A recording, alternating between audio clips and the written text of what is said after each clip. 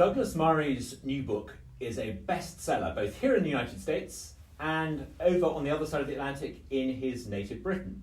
Douglas, thank you for joining us. It's a great pleasure to be with you. Why is your book so important? Why is it doing so well? What is it about your book that speaks to so many Americans? It's a hard thing to say yourself, and we were both brought up to be sort of self-deprecating and everything. No, but, I'll try not to be for a second. The truth is I think for a long time, a lot of people in America have realized there's something going on at a very deep level. We see all these in this news every day. There are sort of things that are called culture wars. There's talk about woke. There's these sorts of things, but that doesn't really address it. You know, there's stuff about curriculums and schools, but there's a sort of been a feeling of what's going on. There's something going on here, and I'd felt that for a long time, so I know what it feels like. Mm-hmm. And in the war on the West, I try my best to explain what I think it is that has been going on, which is that we are living at a time of cultural revolution in the West, and in America in particular. America is the center of this. And like all cultural revolutions in history, they are trying to completely rewrite the past, completely rewrite the story of America, the story of the West. In the case of America particularly, they're trying to, and we'll come on to who they are trying to turn a story of amazing heroism into a story of evil and guilt. They're trying to reframe everything. Things like the New York Times and the 1619 Project actually say they want to reframe the American story. Now that has been going on for some years. You could argue it's been going on for a couple of generations. But it's at a very deep level. And now we've been seeing in recent years the attempt to force that project of anti-Westernism, anti-Americanism into the classrooms. You know, there was a time it was just about colleges, but now it's into the classrooms, into nearly all of the media, and a reframing of the facts in front of us so that things we thought we knew, such as the founding fathers were good figures, are taken away from us. This is a cultural revolution that's being forced upon us, and in the war on the West I try to identify exactly what it is and who is driving it. Mm-hmm. And I suppose my self-appointed task is to try to explain the deeper story about something we can all see in our lives every day. Delving, I think, down to the fundamental question, which I think your book addresses. Fundamentally, do you believe that some cultures are better than others? Yes. And is the Western way of life superior to other non-Western ways? I don't like the word superior because there's sort of bad connotations in it. It's better for us. That's one polite way of saying it. It's better for us. I actually also say it's demonstrably better in certain ways. Judging by the number of folk who were in the immigration queue with me at Atlanta, it's better for a lot of people around the world. I'm glad you give that example, Douglas. Exactly. I mean, and Americans know this must be the case because they see this. You know, when a couple of million migrants every year walk across the southern border of the United States into the United States, they do not meet Texans walking south, desperate to make it into Mexico and from there into Southern America. Mm-hmm. They don't. Why? Well, there's obviously something that America is doing well. And here's the follow-on from that. If there's something America is doing well now, chances are it's because there's been something that America has done well in the past. Mm-hmm. You know, it didn't just happen to land in the position of being the number one place of destination for migrants in the world. Mm-hmm. It's like that because something in America has been good. And that comes back to the superiority point.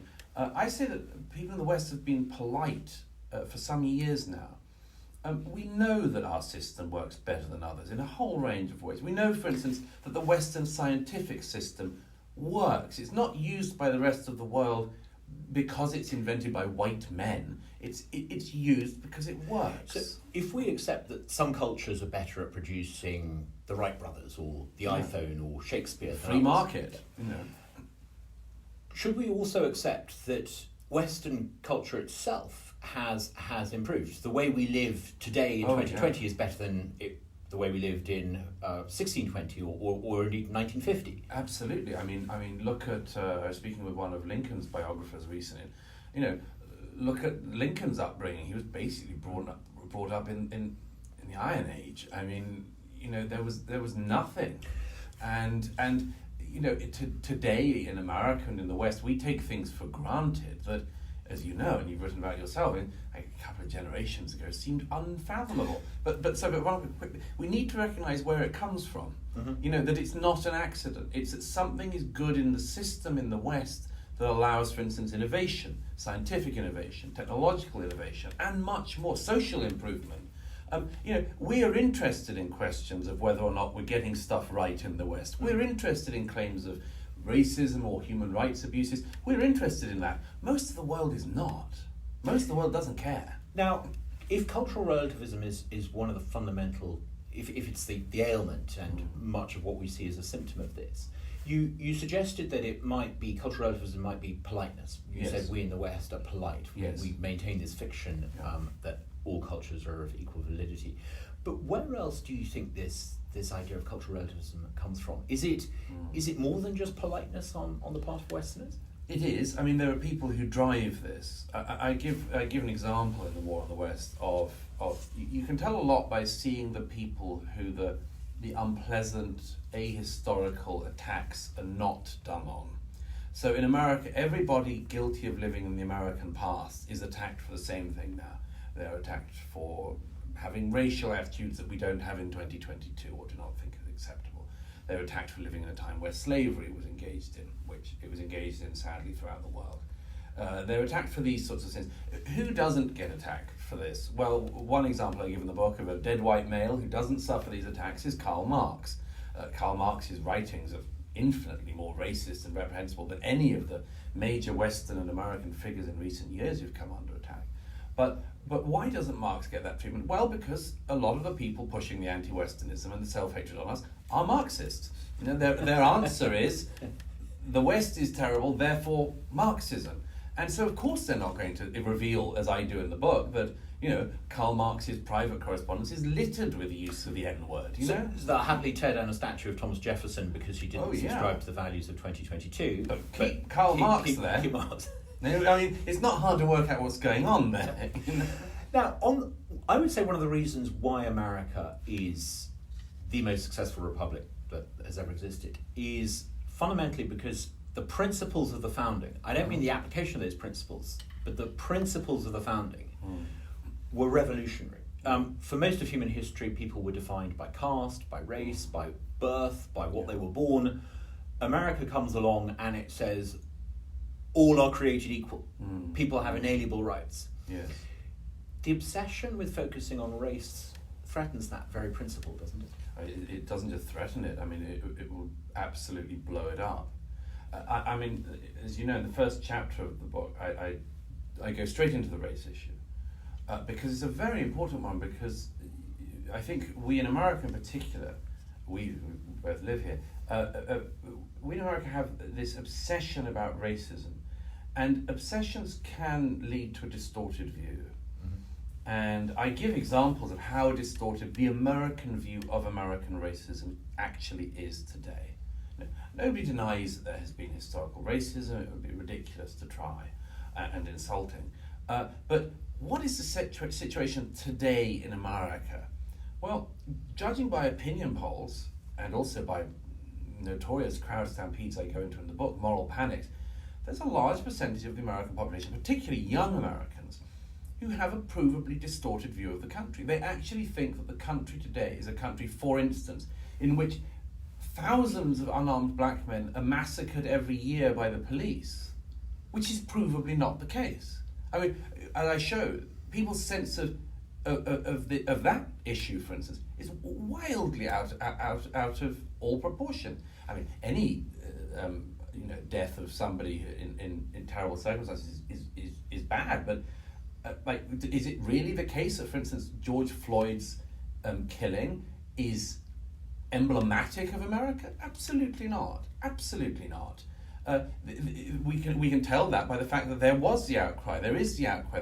We can tell by the fact that the policeman held responsible is serving lifetime imprisonment in jail. So there has been this provable shift in the narrative in America, so that at a position when racial differences and racial harmony have never been, so as it were, at a more desirable state, more to do, absolutely.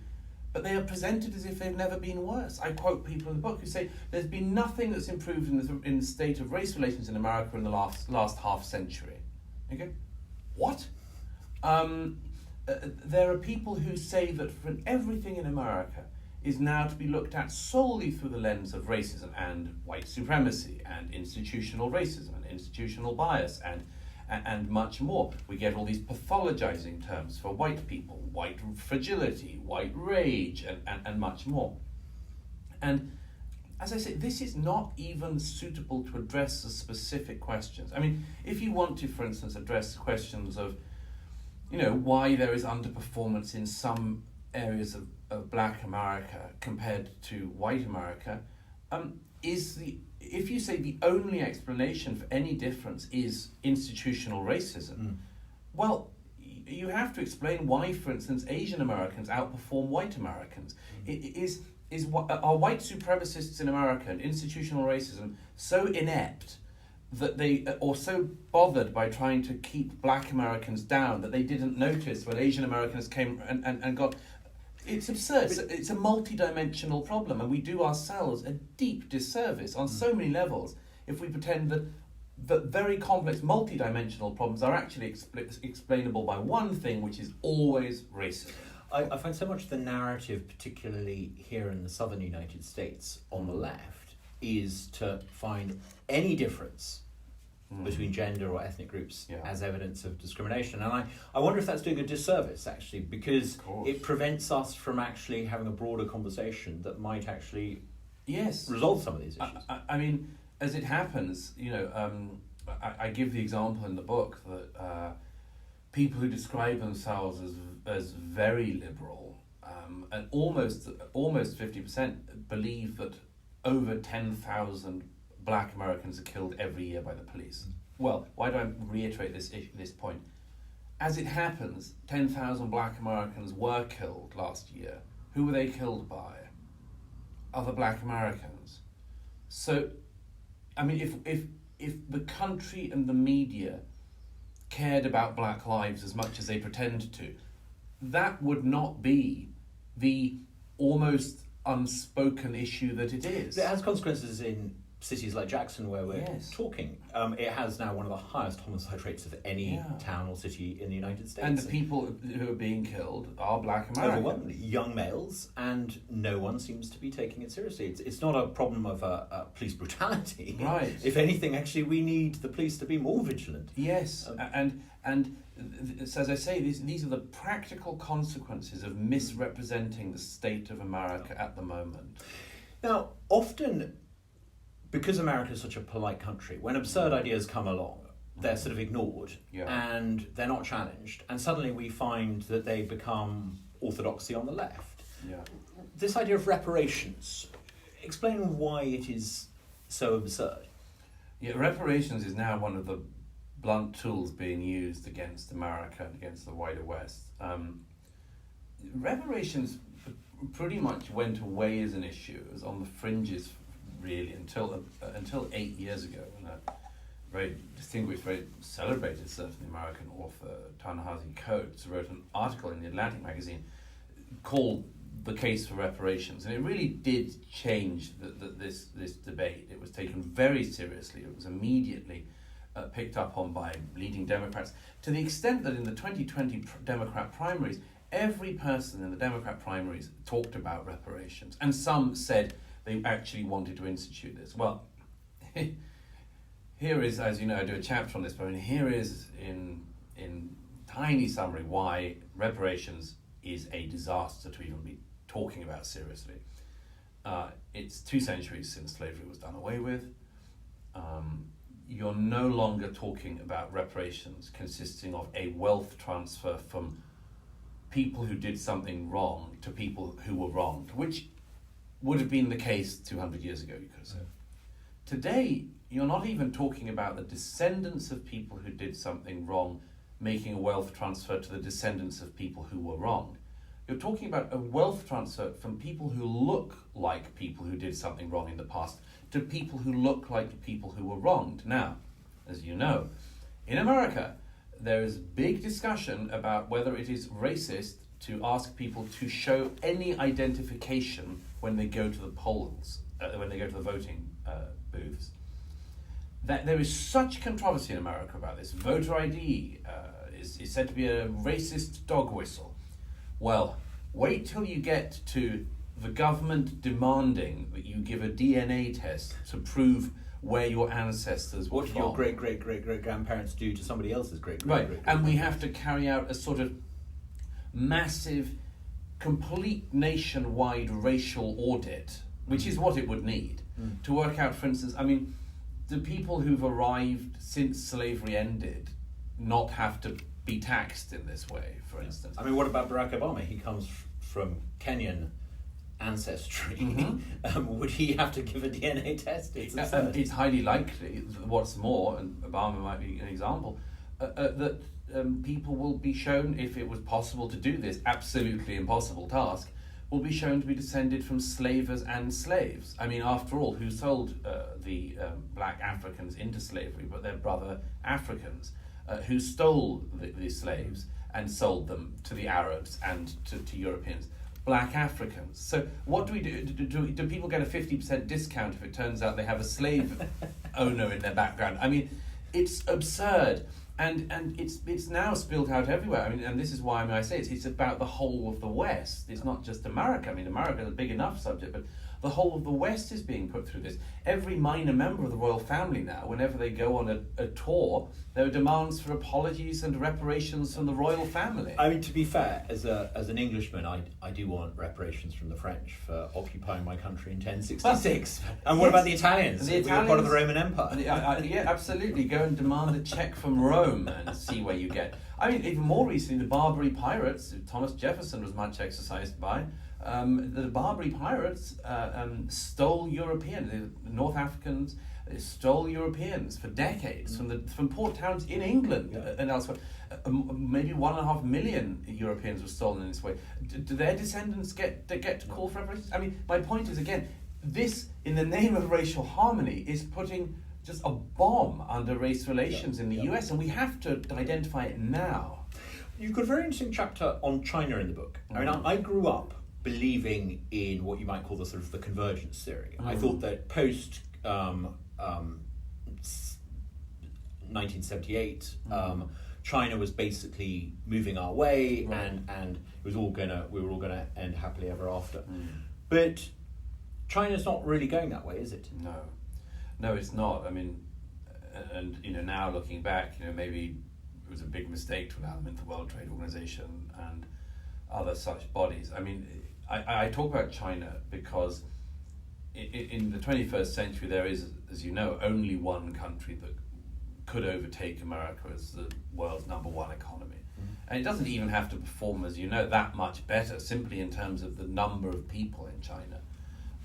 It just has to slightly increase living standards and prosperity for the average Chinese person to outperform America in the 21st century. What would that mean? A total change in the whole world order. If America stops being #1, everybody who's been riding on America's coattails in terms of finance, in terms of economy, in terms of defense, will also feel that. No superpower has been as benevolent as the United States, with the possible exception. Not even Britain was as benevolent. No, when America's gone around the world, it hasn't, as Colin Powell once beautifully said, it's never demanded any more land than the land to bury her dead. The people who think that the Chinese, people who think that the American era of hegemony and global leadership was terrible. I mean, they're going to love the Chinese century. Ask the Tibetans about it. Absolutely. I mean, ask the people of Shanghai screaming out of their windows the other night. Look at how the Chinese Communist Party treats Chinese people to get an idea of how they will treat the rest of the world. Look how they treat people in Africa today. I mean, this is another of the obscenities about the Western self-hatred, self-annihilating, tearing at ourselves and our history and our present. We ignore what is happening in the present today in terms of actual slavery going on today, actual colonialism going on today, actual racism going on today on a massive scale. I mean, 1 million people in concentration camps in China as we speak. maybe part of the problem is we're distracting ourselves so much with these directed focuses on our own long distant past that we can't see what's going on right in front of our eyes. I think it's a very, very good way of putting it. If you want to see what a Chinese superpower would treat the world, look at how they treat their own people today. On a slightly different note, I was very struck by one of the chapters in your book on gratitude. The older I get, the more I realise actually I think the key to a happy life is to be grateful for what you've got. And it's not a morning I don't wake up in America and think, thank goodness I'm in America. And by feeling grateful for being here and by feeling grateful for the good things, all those irritating things that we all have in our life become kind of manageable. And I wonder if gratitude is not good for society on the same basis. If a society is grateful for what it has and a culture is grateful for what it is, the petty gripes it has are manageable. Absolutely. It's a key issue. I say in that chapter that the thing that has distinguished the current era we're in and the anti-Westernism in the West, on the West, against the West, has been resentment. Our societies haven't done everything I want them to do. Every person who founded the state and made sure that I ended up here with this stuff hasn't been exactly who I would like them to be. People in the past do not share precisely my views that I hold in 2022, and therefore, I'm going to feel resentful against America, resentful against the West, resentful against capitalism, resentful against the democratic process, resentful. Everybody can do this, but it's very un-American, among other things.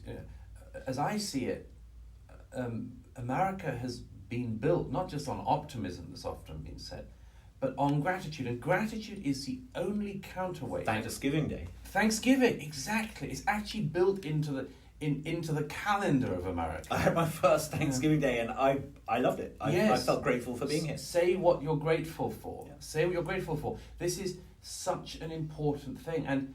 And it's not a deflection. It doesn't mean we can't address issues that we need to address by any means. But resentment is an incredibly deep human emotion, and people of all wealth brackets can feel it. It's not it's not. We know it's a common human failing, a common human temptation to blame other people all the time if the world isn't exactly as you would like it to be.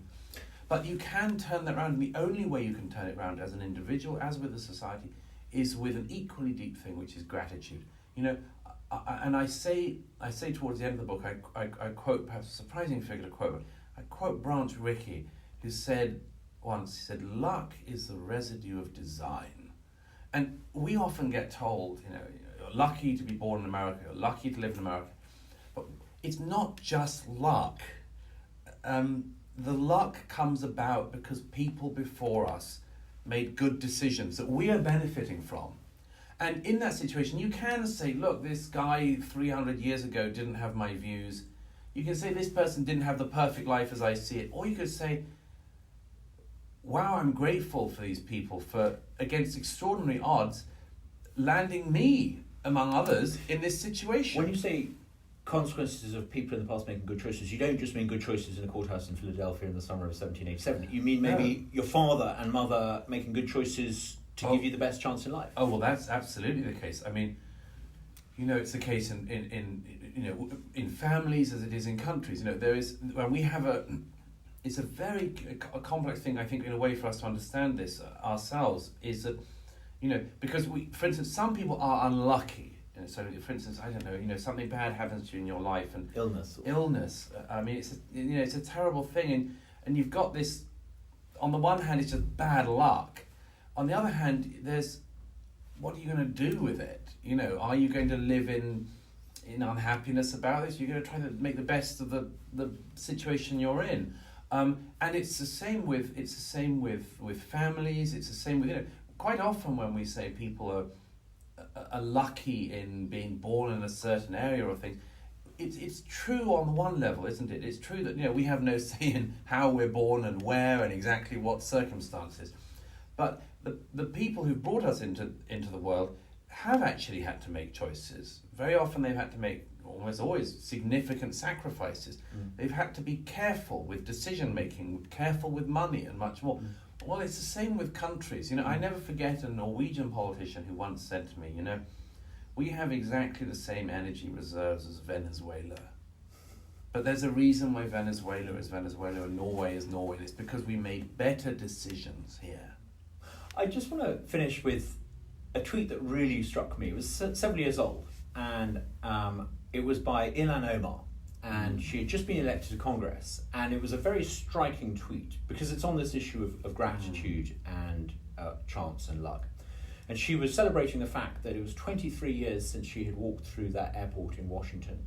And when she had walked through that airport for the first time 23 years before, she had come to America as a refugee. And 23 years later, she was walking through that same airport as an elected official going to the federal legislature.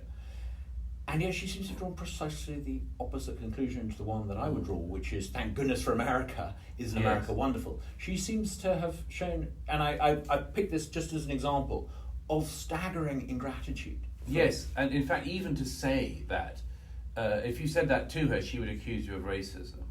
Like, well, you're trying to silence me, you're trying to say that I don't have the right to make criticism. No, that's not the case at all. It's just as you say, she seems to have taken exactly the wrong attitude towards the country. Or he arrived here, said, yeah, thanks, pocketed it, and then decided to hate on it. What I would love to be able to do is travel back 23 years and interview her and find out, did she come to America with that view, or does she have that view as a consequence of leftist indoctrination in America? That would be a very interesting thing. If you could get an honest answer out of her, that would be itself also very interesting. But here's the thing with this. In America, when somebody like Omar, somebody arrives in the country, and they get, if they're grateful to the country and love the country, America celebrates as people, with amazing gratitude itself as a reciprocal thing. They go out of their way to do it. Absolutely, they're thrilled. And I mean, first of all, Ilhan Omar is elected, so she's obviously popular with a certain number of people. And it's true that she gets criticism for elsewhere, but that criticism is largely the criticism that you'd feel if somebody came to your house and you welcomed them and you brought them to the table, and then they started telling you that your cooking was terrible. I mean, there's a basic sense of that's kind of ungrateful, particularly if it wasn't terrible. Yeah, and particularly if it wasn't terrible. And here's the thing for this, and it can't be stressed enough: America and the West, we're the only societies that do this. We're the only societies where people actually come into our countries, make their way up within a generation, and then we allow a discussion about whether their own precise career path doesn't or does demonstrate that we're wicked and awful. Yeah. If you or I moved to Ilhan Omar's native Somalia, it's kind of a strange choice, but would we be able to get to the top of politics in that country? No way. If you or I, or Ilhan Omar for that matter, moved to India, would we ever get into the Indian parliament? No. Very, very unlikely.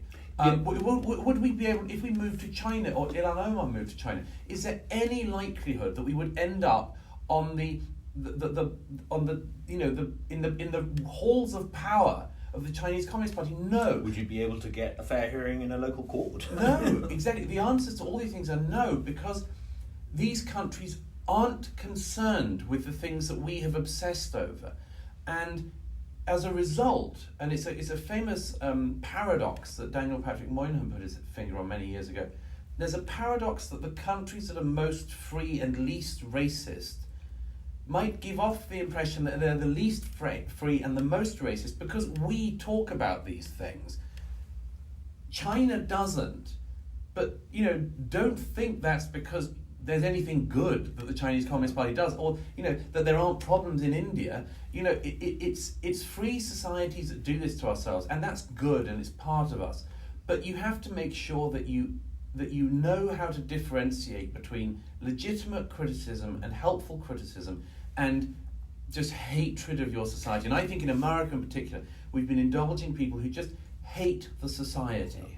You end up in a situation where the United States official at the UN Assembly is berating her own country, giving Russia and China ammunition to throw at America. The current American ambassador to the UN, Linda Thomas Greenfield, berated America at the United Nations and said what a racist country it is and that it's born in racism, and accused America of racist crimes it did not commit.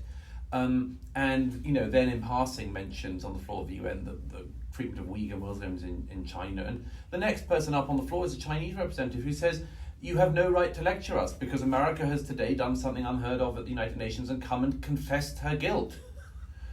As I say, we have to be very careful in the West. Legitimate self-criticism, as you well know, it is a very good and useful thing. But there's a point at which it becomes very self-destructive, very masochistic, and where, as I say, it actually distracts us from things that are going on today. The important point to mention past, there are reckoned to be 40 million slaves in the world today, which is more than there were in the 19th century. If we cared about slavery, we could address that. If we actually cared about racism, we could address 1 million people in concentration camps in China. My suspicion is that we don't, and that the West, people in the West in this era have found it more comfortable to beat up on Western societies, to beat up on our own freedoms, to beat up on our own past. It's infinitely easier. It leads us, weirdly, to having an easier life, but it makes life worse for everybody.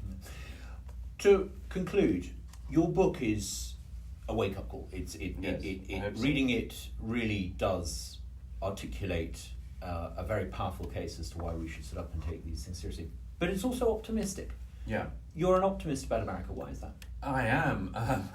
Well, I tell you why. It's actually something that's happened in the last year. I don't believe in...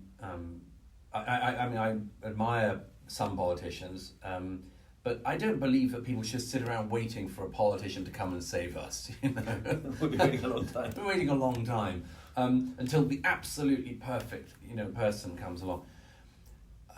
What I see in America is people who aren't doing that. What is one of the great successes in this state and across the nation in the last year? It's parent power. It's parent power asserting itself. It's parents saying, I've just found out you're teaching this horrible critical race theory to my kids. I'm not having it. Yeah. Now, joining school boards. I mean, a friend of mine in one district said that there are people applying for board positions that aren't available. There's so much desire for parents to correct the things that they found out are going on in American schools. That's the answer. So, and I suppose in conclusion, the reason I'm an optimist about America long term, I think in the short term we've got a pretty rough time ahead. But in the long term, I don't think that people who are anti-American are going to be able to win. And here's why. If you said to any minority group, you're terrible, you're racist, all of your ancestors were terrible, you've got nothing to be proud of, all your founding fathers were terrible, North, South, everyone in the Civil War was terrible, everyone, don't have any heroes, you don't have the right to anyone, you shouldn't be courageous or brave in your life, you should just slink through life. If you said that to a minority, I don't think any minority should or would put up with that. They'd say, we're not having that.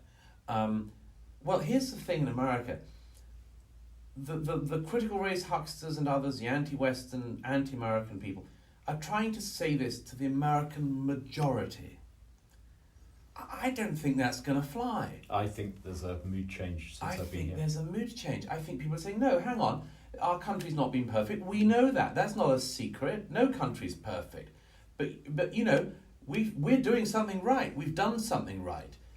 I think that in America, you will not persuade the majority in the end that America is a project to be ashamed of. I think they understand that it is a project, a country, a state, a republic to be immensely proud of. And if that is the case, as I think it is, the American majority will win, not just because they're a majority, but because it just so happens that the facts and history are on their side. I think also your book will be part of that. I think your book and the work that you've done and Christopher Rufo have done, I think if there are two people who've changing the way America feels and thinks. I think you're one of them. So thank you so much for your book. Thank you for being here. It's a great honour. Thank you. Thank you.